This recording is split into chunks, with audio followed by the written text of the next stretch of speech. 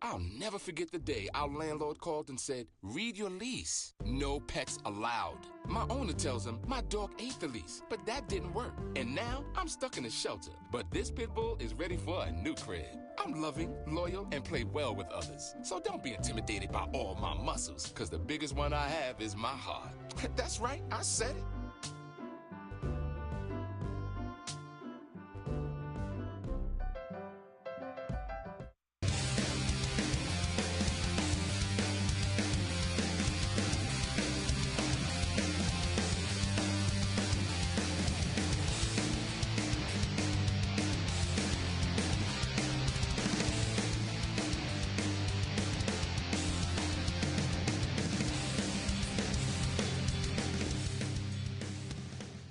This is Bobby C, and we begin our look at sports this week out at Rose Hill, where Fordham men's basketball ran into one of the top teams in the country.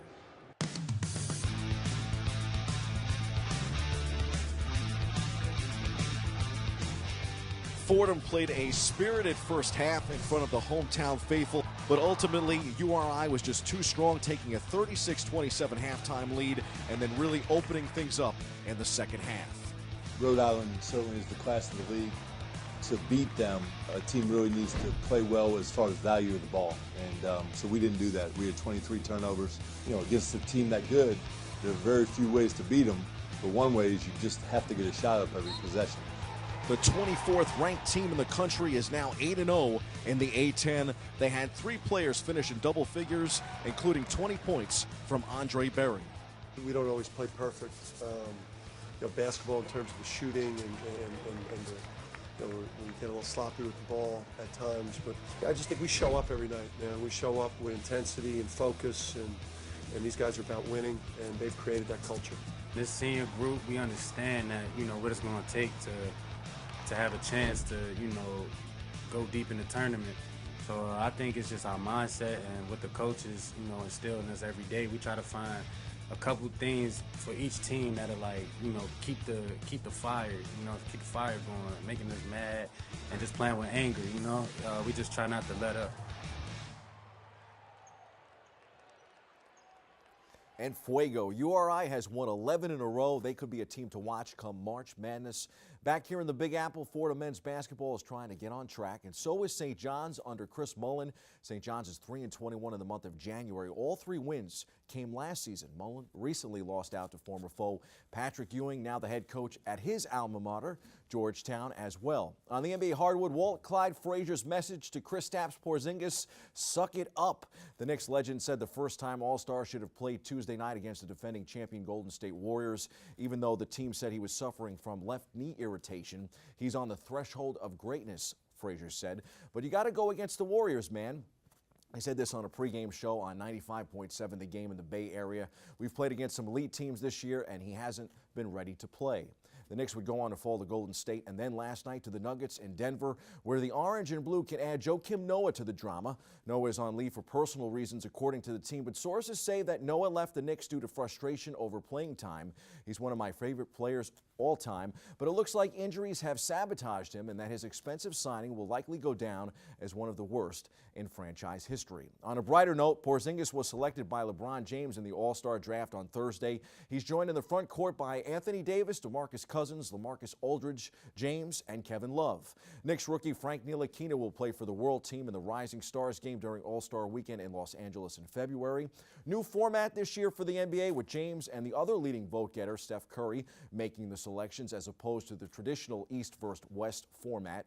James kicked things off by making the #1 overall pick after he was named the All-Star Game's leading vote getter. Picks subsequently alternated between the two captains for the rest of the first round until the 8 remaining starters were selected. Curry's team then made the first pick of the second round when all 14 reserves were eligible to come off the board. Once the draft was over, James and Curry reflected on the process and said they hope to see it televised in 2019. LeBron has Kyrie Irving and Kevin Durant among his notables. Curry has James Harden and the Greek Freak on his side. Must be nice. Bronx native Kemba Walker made the All-Star team in 2017, but he is among the notable snubs this winter. Walker may also be on the move from Charlotte, where reports rumor that Michael Jordan Jordan might be trying to trade his point guard. But of course, there's a reason why Jordan won't trade his starting point guard without getting an all-star in return. The Hornets' struggles aren't because of Walker, who has been his typical whirling dervish self on the offensive end. The Hornets play like one of the best teams in the league with Walker on the floor, with an offense that could rival the Warriors and the Houston Rockets of the world. Walker's personal net rating is 17.5. He's had a bigger positive impact on his team than LeBron James. The Knicks should go all in, but expect to trade Ntilikina and draft picks if you want the 27-year-old from the BX. Time for some quick hitters. The hockey locals wrapped up the pre-All-Star game slate Thursday. All-Star weekend is this weekend in Tampa, Florida. The game itself is this Sunday. The NFL's All-Star Game is also on Sunday. The Pro Bowl kicks off at 3 p.m. on ESPN from Orlando, Florida. The puck drops at 3:30 Eastern Time on NBC for the NHL All-Star Game. The New England Patriots and the Philadelphia Eagles will meet in the Super Bowl next Sunday, with the Pats just having enough to get past Bronx native Doug Marrone and the Jacksonville Jaguars last weekend in the AFC Championship game, and the Eagles rolling past the Minnesota Vikings in the NFC title game. A shame for Minnesota with the Super Bowl coming to town next Sunday, but Nick Foles showed he was the better of the backup QBs in leading the Eagles' dominant defense to a rout of the Vikings. Meanwhile, Brady and his injured hand still were enough to get past the Jags, who played very well but could still use an upgrade over Blake Bortles at QB. In the Big Apple, the Giants made an upgraded head coach, albeit likely not their first choice. Pat Shurmur, who has head coaching experience with the Cleveland Browns, was named coach of the New York Giants on Monday. Shurmur spent the past 2 seasons as the Vikings offensive coordinator. The Giants made the hiring of Shurmur official. He becomes the 18th head coach in franchise history. Shurmur wasted little time making roster moves, too. He claimed former Vikings tight end Kyle Carter off waivers. Shurmur also made a strong hire in Cardinals defensive coordinator James Bettcher, who is one of the rising young stars in the NFL. Bettcher has agreed to join Big Blue in the same role. He is taking over a defense that ranked 31st in yards allowed per game in 2017. Ouch, got his work cut out for him. The Jets may have their work cut out with up-and-coming wide receiver Robbie Anderson, who was arrested for the second time in Florida. Anderson was one of the few bright spots for the Jets in 2017, but another arrest for the 24-year-old has left him no room for error in New York. Anderson reportedly faces 9 charges, including 2 felonies, stemming from an incident in South Florida, on January 19th. This marks Anderson's second arrest in the last 8 months, with the NFL slated to review the matter. The wideout is potentially subject to discipline under the league's personal conduct policy.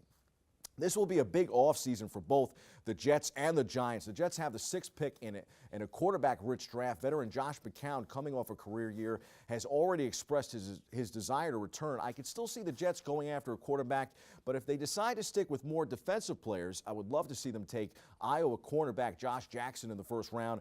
Our BronxNet cameras saw him in the Pinstripe Bowl.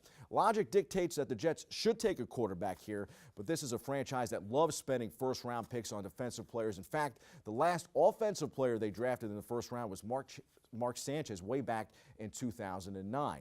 Jackson makes for a nice consolation prize after leading the nation in interceptions. I've gone back and forth on whether or not the Giants should take a QB, especially with Sam Darnold, Josh Rosen, and Josh Allen in the mix. I would love to see them take a left tackle, but after reviewing the draft prospects, I really hope the Giants take Penn State's Saquon Barkley. I think the Penn State running back is the best player in the NFL draft. New GM Dave Gettleman showed in his time in Carolina how much emphasis he places on building a dominant rushing attack, and the Panthers have consistently been one of the teams that leans the most on the run.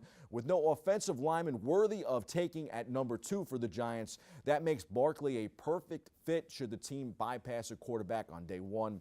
Barkley is right up there as one of the best prospects at his position, and possibly number 1 heading into the NFL in recent years. Allen, the Wyoming signal caller, said he would embrace going to the Giants and getting a chance to learn behind Eli Manning. He's got a big arm, but I would still go with either Barkley or Rosen. I could see the Browns taking Darnold or Allen with the 1st pick. On the baseball diamond, sources say Jose Reyes is set to return to the Mets on a 1-year deal, coming off a season in which he played 3 infield positions and the outfield. Reyes has agreed to remain with the Mets. The deal is worth $2 million plus incentives. The club has added veterans Jay Bruce, Adrian Gonzalez, and Anthony Swarzak this offseason. Not a lot of splash there for the Mets. Plenty of splash in the broadcast booth when it comes to Alex Rodriguez. A-Rod will join the ESPN team this season to work on Sunday Night Baseball. telecast. Rodriguez replaces analyst Aaron Boone, who was named the manager of the Yankees, of course, this offseason. The New York Yankees minor league baseball team in New Jersey is adding a secondary name in honor of the state's favorite processed meat. The Trenton Thunder will rebrand the AA affiliate as the Trenton Pork Roll on Friday nights, beginning May 18th. No baloney here, folks. Players will wear special uniforms featuring the pork-based product, which is known as Taylor ham. Concessions will sell pork rolls, sandwiches, pork roll-themed merchandise will be for sale. It's just a pretty cool story right there. The Baseball Hall of Fame in Cooperstown is set for a huge ceremony this coming July. The Veterans Committee already elected Tigers greats Jack Morris and Alan Trammell to join the 2018 Hall class. And the baseball writers added 4 more names on the list Wednesday night. Braves third baseman Chipper Jones, Indians and several others, first baseman designated hitter Jim Thome, Expos, Angels, and some others, outfielder Vladimir Guerrero, and Padres and others, closer Trevor Hoffman. Barry Bonds and Roger Clemens saw only a minimal increase in their percentages. They have 4 years left on the ballot. In racing, it's F1's Fernando Alonso, and he wants to return to the Indianapolis 500. He's going to probably do it in 2 years from now. He wants to race Le Mans. He won't even rule out trying at least in a test a NASCAR stock car. He loves to race and will do so this weekend in the Rolex 24 at Daytona, a 24-hour sports car race that kicks off the international motorsports calendar. UFC 220 was a blast. Daniel Cormier and Stipe Miocic both victored in MMA. The two champs moved up in the pound-for-pound rankings. Those are the headlines. We hit the C-list for a throwback with a possible new look.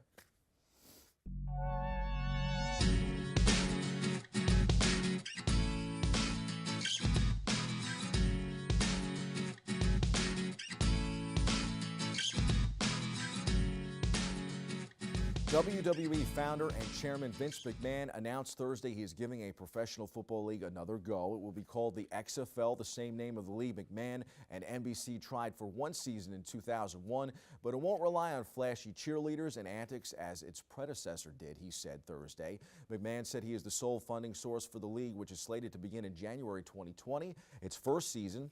They will have 8 teams around the country playing a 10-week schedule. The initial outlay of money is expected to be around $100 million, the same amount of WWE stock McMahon sold last month and funneled into Alpha Entertainment, the company he founded for the project. The returning XFL will have 40-man rosters, a 10-game season beginning in January, 2-hour game time goal.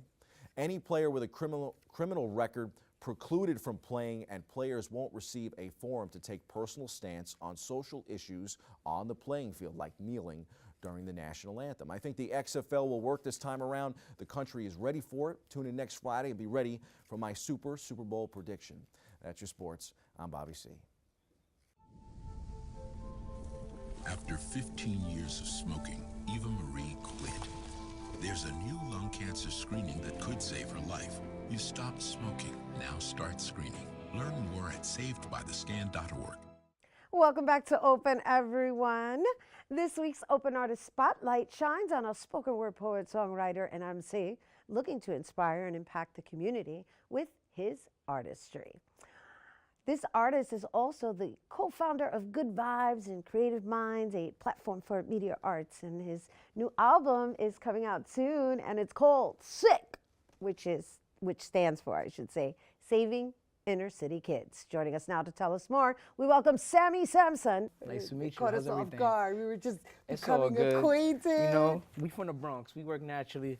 When the light come on, we here. That's it, and we are here. And tell us about your journey. I love this. I love this whole concept. I love the acronym. I love your intent. So let's talk about your work. All right, so I've been working on a project. Well, I'm a counselor by day. I work with youth, and at night I do hip hop. I used to do spoken word for many years. Then I transitioned into music, and I've been working on this youthful project called Saving Inner City Kids. So it all started when I was teaching a hip hop school this summer with a DJ collective from Uptown called Uptown Vinyl Supreme. We were teaching youth, facilitating workshops, and I really got inspired for this album around that time. So with the workshops and the poetry and the music, it just started all coming together. And I met this guy named Kaheem Archer, and he just created this cover and just spoke to me. And Saving Inner City Kids has been a motto. You know, we're just trying to save the youth with what we do in our music and our lyrics. And, you know, we're trying to show people that there's stuff beyond what they see on the TV screen. You know, there's some real good music out here too. Yeah, that's what's up. You incorporate your day job into your passion, right? Yeah, and definitely. so SICK is a really, I love the acronym. I love what it stands for. And I get that you're a counselor, and so you're trying to make sure that I guess what attracts the next generation seems to be rap, right? That Definitely. style. And spoken word, too, is really becoming a lot more popular within the millennials and the next generation. Yes. So what kind of messaging are you using in that? Honestly, just positivity, just trying to let the youth of today know that no matter what circumstance you're in, we're going to win regardless. You know, you got people like myself and others. There are other artists on the album. It's a community project. A lot of big artists, including this guy named Jagustis. Who's going to be performing with us later? Yeah, he'll be with you, with us, soon, with yeah. us. Look, I put myself in the show. Oh, you part of the set too, girl. You're going to sing with me right here. Not today. I didn't rehearse today. But, you know, there's a lot of other artists. I have an artist named Rashana. She goes by Mrs. Soul, Shauna Soul. She's an amazing artist. We did a song about the Bronx.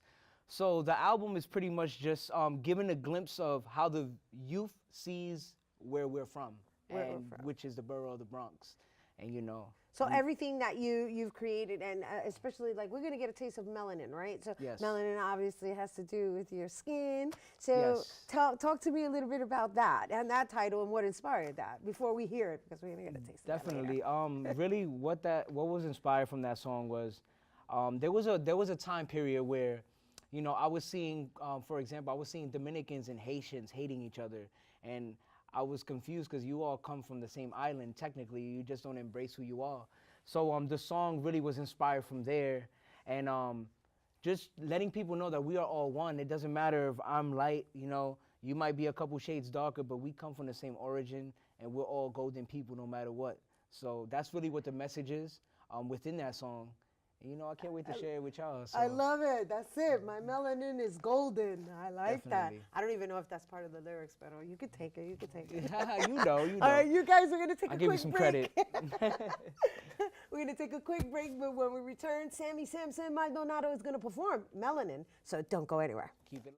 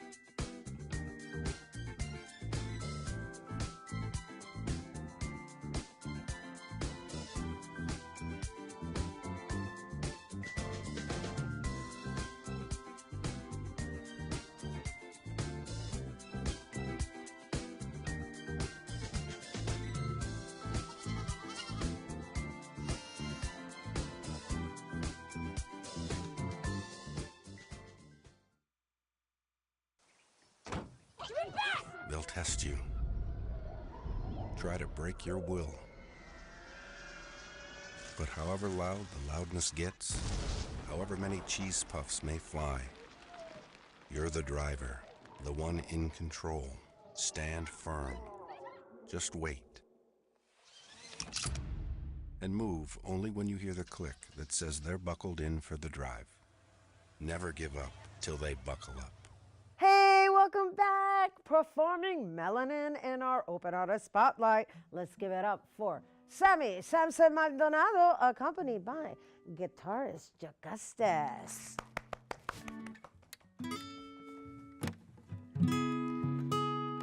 Uptown, this is for you.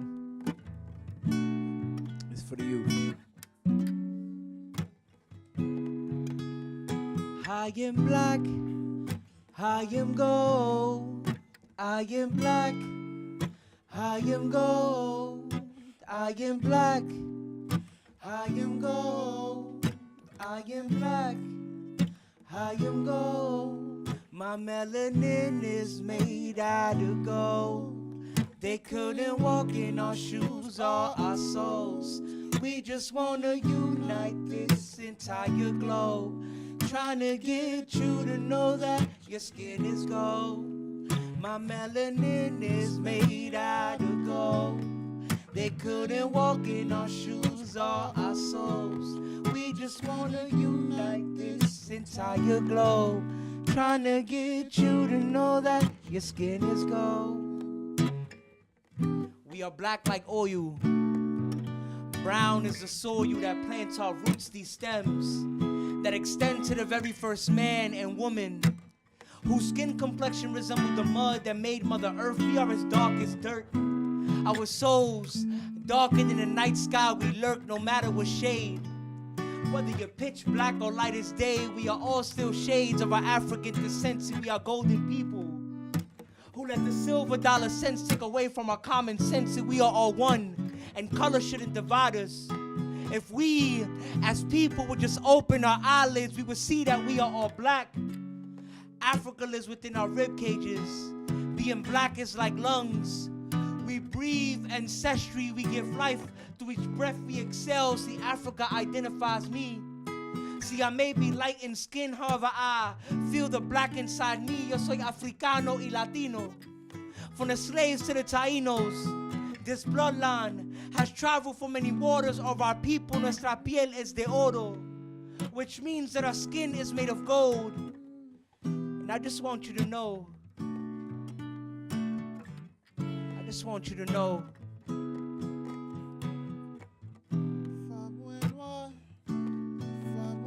that you are royal, that you are royal. Always remember that you're royal. My melanin is made out of gold. They couldn't walk in our shoes or our souls.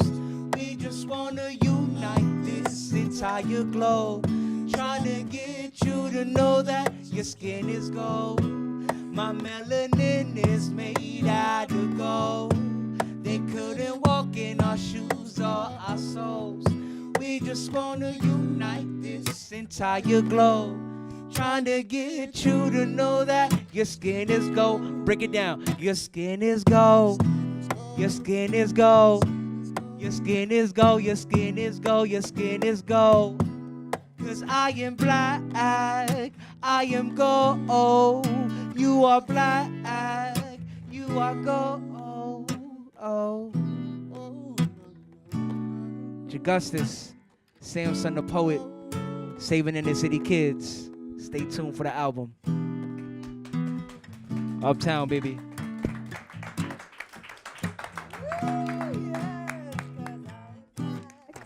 And I am gold, I am black, and I am gold, I am black. Hey, it's for the Millie Rockets. That's it, because y'all guys are sick. All right, you guys, for more information on Sammy, Samson, Maldonado, check them out on Facebook, at Instagram, and at Samson Poet. That is our show today, mi gente. Thanks to all our guests for coming through, and to you, our viewers, for tuning in. If you missed any part of the show, you can check out the recablecast tonight and 24 hours a day at BronxNet.tv. I'm Rhina Valentin, accompanied by Jack Custis here. And from all of us here at Open, may the universe provide paz, prosperity y amor. Love you, Puerto Rico. Adios.